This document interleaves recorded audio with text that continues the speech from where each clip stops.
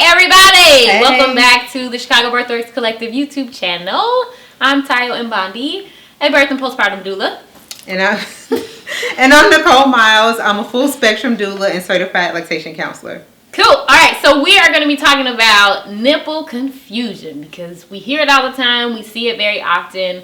Some really cool facts or information is Nicole helped me through my last breastfeeding initiation journey with my youngest bebe.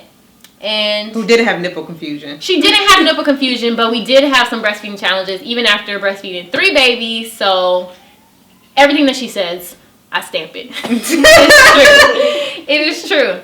So Nicole, what is nipple confusion? So according to the Journal of Pediatrics, the term nipple confusion refers to an infant's difficulty in achieving the correct oral configuration, latching technique, and sucking pattern necessary for successful breastfeeding after bottle feeding or other exposure to an artificial nipple. Ooh, okay. Now for women with mom brain, pregnancy brain, what does that mean? So the issue or the confusion comes in when you artificially introduce a different type of nipple other than your breast. Okay. So that's a pacifier, bottle nipple. So you can choose like 10,000 nipple options nowadays, but that's still artificial nipple. Okay. And if you plan on exclusively... So no matter how much like breast Correct. The bottle is? Yes. Okay. This can happen. Right. So the fact that you're not putting baby to your breast, and if that is your plan, because some people do exclusively pump, but if your plan is to nurse baby, then that's when the confusion can come in, is when you introduce those artificial things too soon. Okay. That makes sense. So if we are planning to bottle feed, and I want to make sure that I avoid this because I do want to feed my baby at the breast, even if I'm not exclusively breastfeeding, but for the first few weeks I want to feed my baby at my breast from the breast, how can I avoid nipple confusion? So I'm pretty radical with all my clients, and I say for the first month that is you and the baby. That baby goes to breast, and you are nursing on demand. Okay. Not everybody has a luxury where they can stay home with the baby, but if that is your story and that's your choice, then you are feeding that baby at any and every opportunity. If the baby is upset or the baby is too hot, too cold, because we have to remember this baby was inside of you for 9 months. Right. So now the baby has to adapt to the outside world, and what's most like inside is you. So that baby knows who you are, what you smell like, and they have their whole life to go to somebody else. And I understand that there are barriers mentally, physically for moms to say that, they may not always want baby to be on breast or to be on them, but that's really important. Okay. So creating an environment where it supports that. So as much as you can put baby to breast, put baby to breast. And I recommend to clients not introducing any bottles, pacifiers, anything at least to 2 weeks. So 14 days, then you can start, trying to hand express some milk and feed baby with a bottle if you want to go out, but nothing earlier than 2 weeks. Something that I see very often is that moms will have that plan to go exclusively to breast, and at the hospital, whether they knew or not, their baby was introduced to some type of artificial nipple. That could have been during some routine newborn procedure that they got a pacifier, or I started nursing the baby and we were having a little bit of difficulty, so we just gave them a little bit of formula. How do you address, rather, let me ask you this first. How do you know that it's nipple confusion? If I've been putting my baby to my breast and the baby just seems a little bit fussy, I haven't given it anything else, how can you identify that it's nipple confusion? So, one, the time period. So, you're in the hospital for no more than 2 days. So, in that 2-day period, if you're having latching issues, if baby is taking the bottle or doesn't want to take anything, that can be a sign that, okay, we need to pick one. Okay. So if that's the first 2 days, that's a different situation than you're 1 month out. So 1 month out, that nipple confusion looks a lot different than that first, immediate postpartum situation. Okay, I see. And then if that is me, so I want to breastfeed my baby from the breast, and in the hospital I got a pacifier or artificial nipple, what are your go-to recommendations? A birth plan. So you want to plan out as much as possible, ideally, but that's part of the reason why having a doula is important. So in the prenatal period, we're discussing that if I am separated from my baby, please do not feed my baby. Okay. And I think people think that baby comes out, baby needs to eat. That is not true. Again, that baby has been getting nutrients from you all of this time. There's the rush to feed. As long as there's no other issues, you are low risk. Baby came out with no problems. There's really no rush to feed. If you have to go to a surgery or something like that, sometimes that's a little different. Okay. But at the very least, that skin to skin is helpful in initiating that. And if they have to take baby to feed, then you worry about that later. If it's an emergency, you worry about the nipple confusion later. So what if we have gotten through all of this? I breastfed my baby in the hospital, and now we're at home, but I am pretty confident that my baby had nipple confusion. Mm-hmm. What do I do then? Get rid of all the artificial nipples. No pacifiers, no bottles. You are trying to reestablish that relationship, reestablish that nursing relationship, because again, it's been disrupted. Okay. So again, your baby has his whole rest of his life to bottle feed. Mm-hmm. And as long as you're not going to work, you have to leave your baby, it's just you and that baby now. So if all things being equal, if you have the opportunity to just be with you and baby and nurse on demand, let's go back to that. It's not going to, I can easily say, oh, just do this, but it's not going to be easy. It's going to be just like when your baby number 3, you just like, she just acts like she was, shaking her head around and not really latching. Sometimes moms have to kind of calm, settle, get in this state. Right. Maybe get in some darkness, low light, whereas you and the baby. Breastfeed your baby in the dark. Exactly. With no lights, even if you can't see. Well, not if you can't see. Low light. But you know how the babies come out to this world, and this is a lot. Yes. You have to remember that this is a lot. Mm-hmm. So getting in a tight space, a small space, if there's that's fine, but just kind of just you and your baby, where it's a calm. Where you can commune with each other. Exactly. Be with each other. And talk to your baby. Some people, they're they just I don't know what to do. And I'm like, well, just talk to her. Mm-hmm. Just say, okay, it's going to be okay. Calm you, and it helps to calm you down. Moms don't believe that it's going to be okay. Yes. So saying that can be really conflicting. You lying to your baby because you don't think that it's going to be okay. But one thing that I find a lot is that when we are trying to address nipple confusion, we've gotten to the point where we've been able to identify this is nipple confusion, and it can be addressed.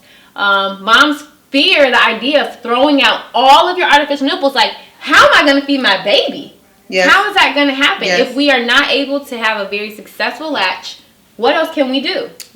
Not feed with a nipple. There are other options. What other options are there? So they have these. What is that? So one thing that we did was cup feed. Mm-hmm. But then how do you get... You didn't like pumping. So some moms, they don't like to pump. And that's okay. Because guess what? You have your hands. Yeah. You have manual pumps. So sometimes that electrical pump is too much for moms. And they forget that, okay, my hand is enough to express that milk. Yes. This was like a gift to me. Like I said, I did not experience nipple confusion, but I did have some difficulties letting my baby latch directly at the breast. So very similar to moms who may experience nipple confusion, this wonderful device here can be extremely helpful if you're experiencing tenderness at your breast, if you're just experiencing difficulty latching that may or may not be from nipple confusion exactly. Nicole, tell us what this thing is. It looks like a beautiful glass slipper. So this is the Kindest Cup, and I like to refer to devices like these as milk catchers. So there are 3 main ways that you can use this. If you're nursing baby, and some moms have a nice little letdown. So this works if you're right-handed, left-handed, on any size breast, that you can essentially create a suction. And I can't do it on my shoulder. You can do it right here. Pretend this is your boob. So suction it on to your breast. And it would suction. We can do this. We can get this on here. I feel like I've done this before. It's got to be all flesh, huh? Yeah, but it's also the way it's shaped. Hallelujah, hallelujah, hallelujah, hallelujah. Yeah, it sucks on. So it sucks. You can create a suction. Yes. And then as you're nursing baby on this breast, you have a letdown. You have a way to catch that milk. So you can either pour this milk out into a storage container or into a bottle, so that you may be building your stash or you plan on leaving baby. But if that baby has had difficulties eating or latching onto breast, you collected that milk. It's not going to waste. It's here, and what can you do with it from here? So then you can cup feed your baby. Okay. So one way to feed without a nipple is cup feeding. So essentially, once the milk is caught in here, then you flip it slowly, and then you just slowly feed baby. Kind of like a fish. Like when I used to feed her baby, it's just like just little by little, and there are definitely ways in videos to show you how to do that. But it also can be very overwhelming. Truly, like I cup fed our daughter, and you like have to center yourself, like you said. Remind yourself that your baby is going to be okay. You're going to feed your baby. They will eat again. I remember feeling just like so anxious and frustrated. And then you have to deal with a squirming newborn and also a cup of milk that you don't want to spill. You done sat here and either hand express into this cup or let your milk collect in here. And now you're trying to get that into a baby's mouth and it's moving around. So you have to make sure that you find a quiet space. And if you have a support person, don't do it on your own. Have someone there who can hold your baby. Especially if you have a doula. Yes.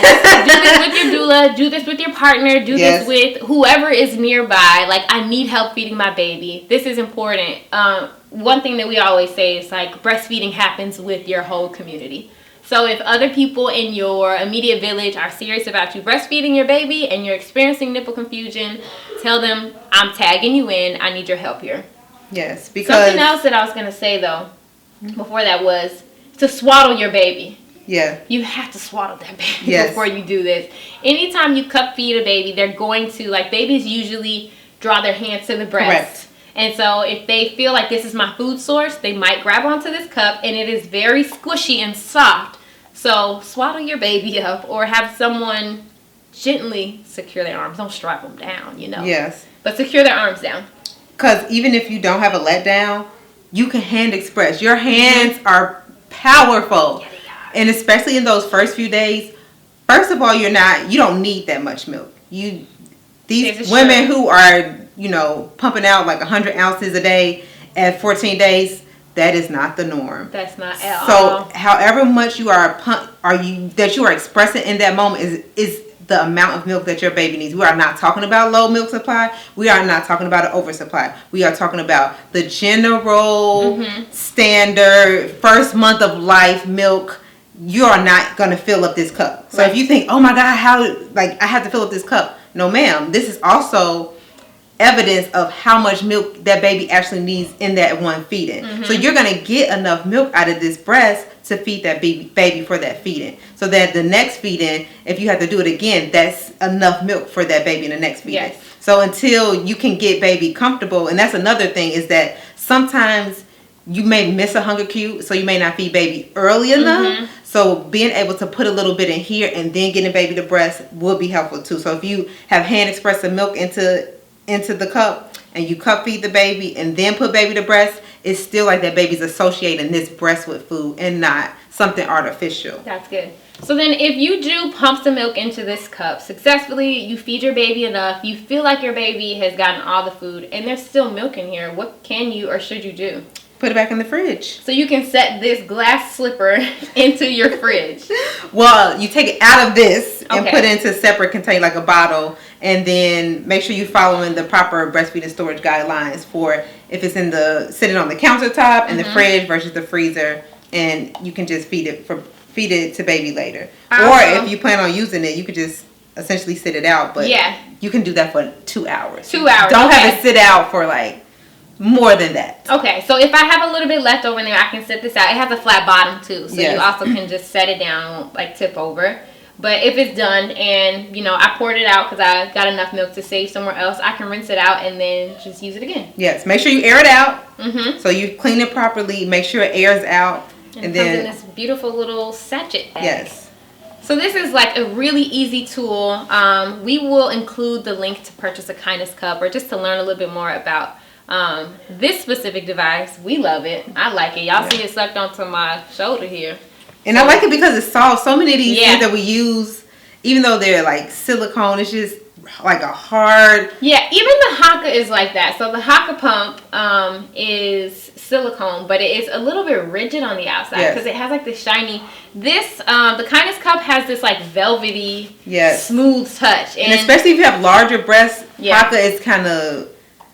Yeah, it may not get on there. Yes. This opening is really large, so you could get a good amount of your breast in there. Whenever you use any type of like suction cup like this, I think people feel a little bit like, is my boob gonna fit in there? You know, like a haka can seem really intimidating, but as you can see, this is my favorite thing to do on YouTube videos. As you can see right here, the opening is pretty big, so you should feel like you can get any size breast in there, and you just turn want to it be this able to way when you put it in your breast. Not the. Because the milk will come up out. This looks so much like a shoe. I just can't get over this. Yeah, because Yaya has that shoe, that wooden shoe. Yeah, this is crazy. So, like we said, we will include the information on how to get yourself a Kindest Cup.